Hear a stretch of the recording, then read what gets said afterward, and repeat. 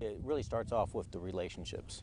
We develop these relationships both on the senior level and also at our staff levels. Like an exercise like this one that we're doing here, Atlas Accord here in Mali, that process has taken probably about 9 months to put this exercise together. And in the process, we get with the Africans, of course with the embassy, because we are in direct support of our State Department.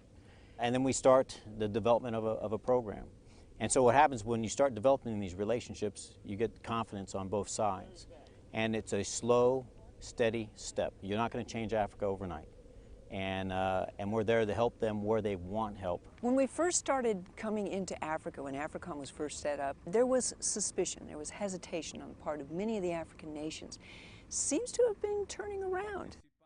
What we actually hear is they're happy, they're excited about having an AFRICOM, having the different service components, because they feel people actually care, they're focused on us. That makes a difference.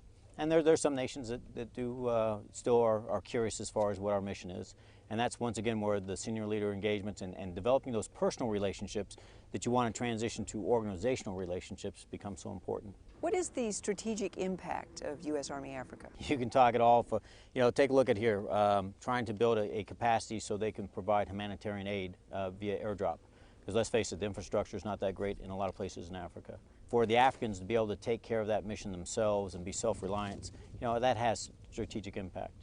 Of course, we are here for our U.S. interests, trying to counter the violent spread of violent extremist organizations, and that is strategic in its mission itself.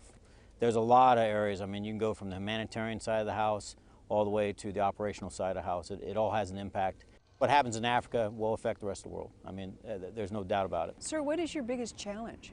The one that keeps you up? I think our biggest challenge is, as we've grown, because we're in the process of still growing the organization, the command. We've got the system where we're able to get support from the Guard, the Reserve, and the active forces to get folks down here to do the aid or security cooperation type missions. I think the challenge in the future will be, the impact of what the budgetary constraints are going to be, and there will be some. And so that just means we have to do a better job of prioritization, and where we can do regional exercises, which is probably the biggest challenge, getting the regions to work together versus a straight bilateral relationship. Are budget constraints going to factor into your mission success here? The relationship's going to be there. What we're trying to do is build the partner capacity. So we're not down here just training folks on just a small group to say, okay, here's how you do a door bundle. What we're doing is training their trainers so they can take that and continue to develop that within their force.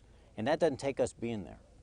It may take folks coming in and taking a look at it, or the defense attaché or the OSC chief coming down and seeing the progress that's being made. But no, I'm not worried about that.